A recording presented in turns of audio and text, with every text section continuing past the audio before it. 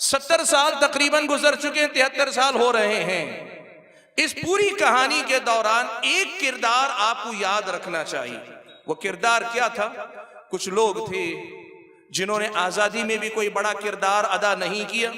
आजादी के वक्त में अंग्रेजों के साथ वफादारियां निभाते रहे, अंग्रेजों के पास माफीनामे लिखते रहे, लेकिन उनकी पहले दिन से ख्वाहिश थी कि इस मुल्क को हिंदू राष्ट्र बनाया जाए, इसलिए कि हिंदुइज्म का ये मरकज है।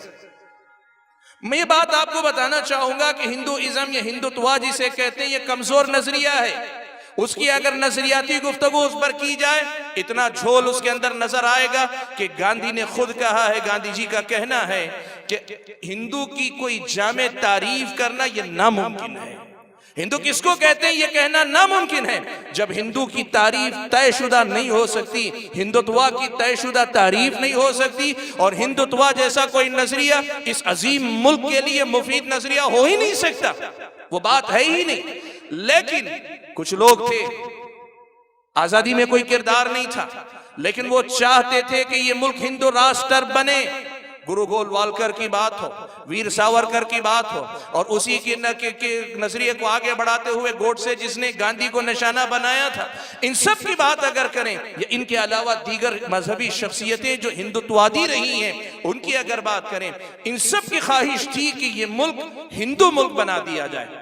आजादी के बाद जिस वक्त ये नजरिया आया, ऐसा नहीं कि अब उठा है, आजादी के वक्त ये नजरिया हिंदुस्तानी शहरियों के सामने आया, लेकिन पूरे मुल्क ने आजादी के बाद एक साथ मिलकर इस नजरिए को धुतकार दिया, इस नजरिए को नकार दिया, इस नजरिए को नाकाबिल अमल बता दिया, इस नजरिए को इस मुल्क के लिए एक खतरा करार दिया, और इसे कहा ये तंग ज़हनियत का, महदूद जहन का ये नजरिया है, इसे मुल्क की तरक्की की राह में रुकावट मानकर उसे धुतकार दिया गया। क्या हुआ? मुल्क ने हिंदुत्व को ठुकरा कर सेकुलरिज्म की राह जब अपनाई, तो अब इसी नजरिए वालों ने एक दूसरी चाल चली, और वो चाल क्या है? वो चाल ये है कि इन लोगों ने पूरी तरीके से जब ये देखा कि हम अपने बल पे ला नहीं सकते, तो तरीका ये अपनाया कि हम इसी इलेक्शन के जरिए, इसी जमहूरी रास्ते से सबसे पहले इक्तिदार पे कब्जा करेंगे, और जिसे हम अपने मुतालबे से ना मनवा सके, इक्तिदार पे कब्जे के बाद इसे हम नाफिज करेंगे। और इस फिक्र पर पूरे 70 साल से ज्यादा काम हुआ। और अगर इस फिक्र की इब्तिदा की बात करें, 2025 के अंदर 100 साल इनको मुकम्मल होने जा रहे हैं, जब ये लोग अपनी इस नजरियाती, यूं कहिए कि सदी का 100 साला जश्न मनाना चाहते हैं। और उस 100 साला जश्न से पहले वो चाहते हैं कि उन्हें उनके मकसद में कामयाबी हासिल हो जाए, जो मकसद वो पहले अपनी कसरत या अपनी तादाद की बुनियाद पर नहीं हासिल कर सके थे। आज जमहूरी तरीके से हुकूमत के अंदर इख्तिदार पे आके, और फिर हुकूमती इदारों को इस्तेमाल करके हिंदू राष्ट्र में तब्दील कर सके, इस सतह पर असल में काम हो रहा है। ये बुनियादी बात है जो हम और आपको समझनी चाहिए। और जब तक ये बैकग्राउंड, जब तक ये खल्फिया हमारे अपने लोगों के सामने नहीं होगा, हम और आप इस हुकूमत की तरफ से होने वाले इक़दामात को नहीं समझ पाएंगे, इसके पीछे जो मकासद हैं उनको नहीं समझ पाएंगे।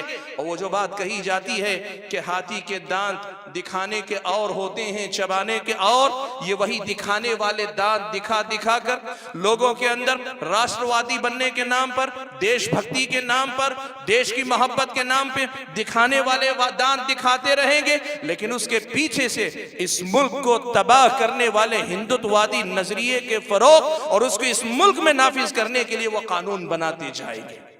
आज हम जिस सूरत हाल का सामना कर रहे हैं वो यही सूरत हाल है।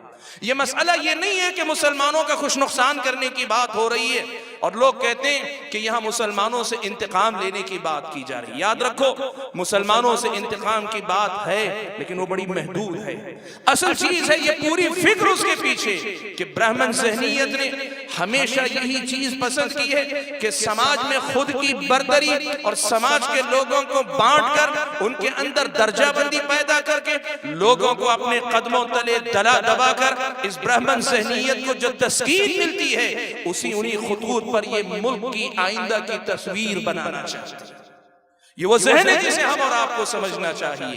भाइयों, ये जब सूरत हाल है तो इन हालात में और इस पस मंजर में हम और आपकी ये जरूरत, ये जिम्मेदारी बनती है कि बदलते हालात और आते जाते नए कवानीन पे गहरी नजर रखें।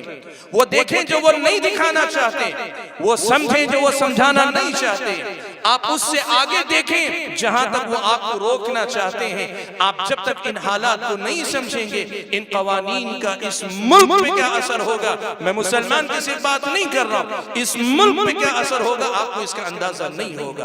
और आपको बताऊं, आज ये अल्लाह ताला का फजलो करम है और इस देश की खुशबख्ती है, खुशनसीबी है कि यहाँ के गैर मुस्लिमों की भी एक बड़ी तादाद खुद ये जानती है कि मजहब के नाम पर हिंदुत्ववादी या मनुवादी जो सोच है वो खुद हिंदुइज्म के तर्जुमान नहीं है, ये ब्राह्मण ज़हनियत की ईजाद है। इसीलिए इस मुल्क का पढ़ा लिखा हिंदू भी, इस मुल्क का पढ़ा लिखा हिंदू भी इस सोच के खिलाफ आज सड़कों पे आपको नजर आता है।